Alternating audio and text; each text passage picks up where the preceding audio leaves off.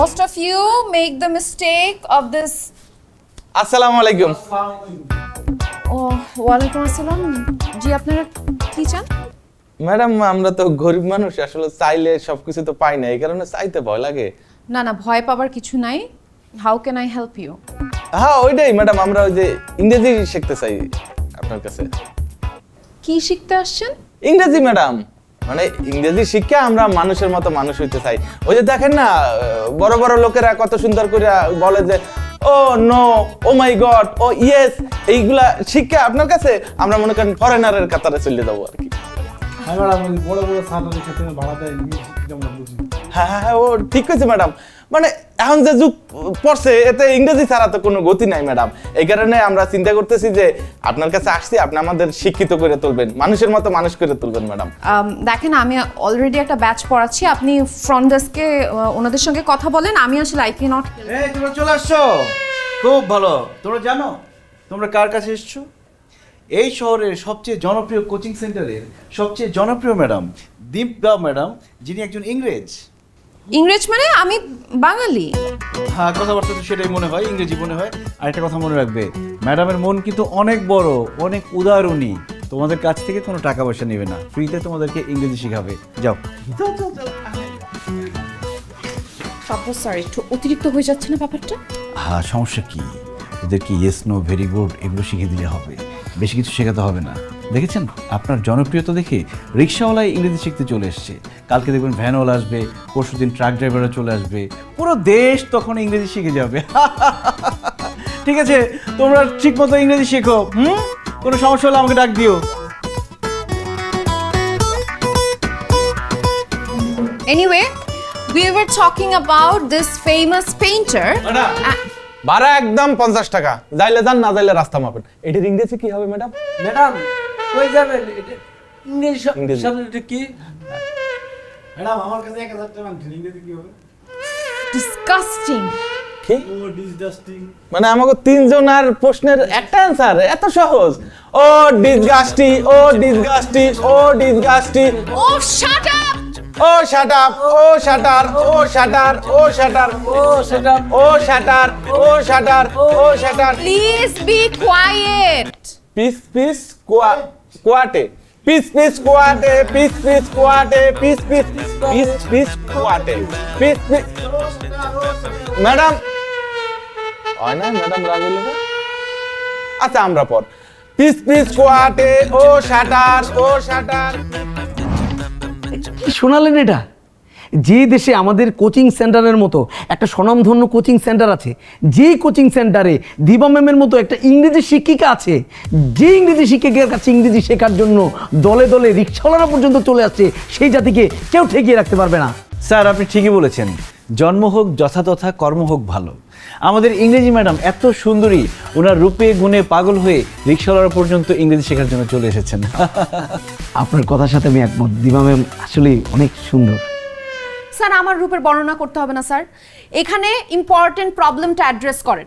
এই যে রিক্সাওয়ালারা দুরমুর করে আমার ক্লাসের মধ্যে ঢুকে গেল, একটা কেওয়াস সৃষ্টি করলো, এটা কি ঠিক হচ্ছে স্যার? আমার তো মনে হয় এটার পিছনে কোনো বাংলা সার জড়িত। ভাষা সংযত করুন, শব্দটির সার নয় স্যার। ইংরেজিতে সি পাওয়া কোনো লোকের থেকে আমি কোনো জ্ঞান নিতে চাই না। আর আপনার মতো বাংলাতে বি পাওয়া অভদ্র মহিলার সাথে আমি কোনো কথা বলতে চাই না। শাউট অ্যাট মি স্যার, আমি আপনাকে ক্লিয়ারলি বলে দিচ্ছি এইসব রিক্সাওয়ালাদেরকে আমি ইংরেজি শেখাবো না। কেন স্যার? রিক্সাওয়ালারা কি মানুষ না? তাদের কি ইংরেজি শেখার অধিকার নেই? সে সবাইকে ইংরেজি শেখাতে চান, কিন্তু রিক্সাওয়ালারা কি দোষ করেছে? তাদেরকে আমি বাংলা শেখাবো তাহলে। মামা যাবেন? ফায়ার গো রিস্কা, জি ফায়ার গো, কি? ফায়ার গো রিস্কা। 14 নম্বর সেক্টরে যাব, যাবেন? No Bangla, English. ইংলিশে বলতে হবে? Okay, I want to go to 14 number sector, will you go? কি কোন বুঝি না, ইংলিশ সোলো সোলো। স্লো, আচ্ছা। I want to go to 14 number sector. How much would you charge? গাড়ি চার্জ আছে আমার ডাক। এ মামা যাবেন আপনি? ও শাট আপ। 14 নম্বর সেক্টরে যাব, যাবেন? কত নেবেন? ও ডিসগাস্টি, ডিসগাস্টি। কি বলতেছেন এগুলা? Please please quiet. আরে বাবা কি বলতেছেন এগুলা? কেন ম্যাডাম হয় না? ওই যে কোচিং সেন্টারে আপনি না ইংলিশ শিখাইলেন, আমরা বললাম যে প্যাসেঞ্জারের সাথে কিভাবে কথা বলবো, আপনি তো এটা শিখাইলেন। একটা কথা সত্যি করে বলেন তো, ওই কাব্য স্যার আপনাদেরকে পাঠাইছে তাই না? সবকিছু সে শিখাই দিছে এরকম ফাইজলামি করার জন্য। Please please quiet. Hafiz rubbish madam, rubbish rubbish madam, rubbish.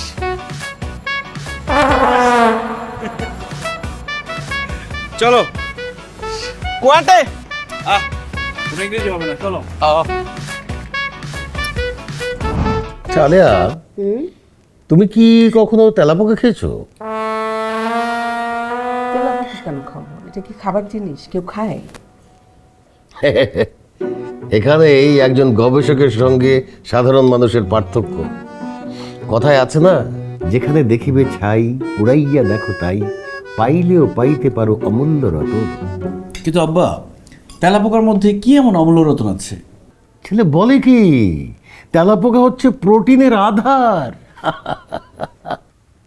পৃথিবীর বহু দেশ তেলাপোকা খায়, যেমন ধর এই চীন, জাপান, কোরিয়া, মালয়েশিয়া, থাইল্যান্ড, এই সব জায়গায় কি চমৎকার করে ওরা তেলাপোকা খায়। তেলাপোকা ভাজি, তেলাপোকার জুস, তেলাপোকার কোরমা।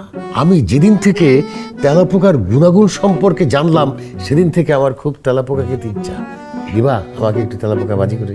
তার আগে আমাকে একটু পয়জন এনে দাও, আমি খেয়ে নিজে মরে যাই। আম্মা, কথাটা পয়জন না, কথাটা হলো বিষ।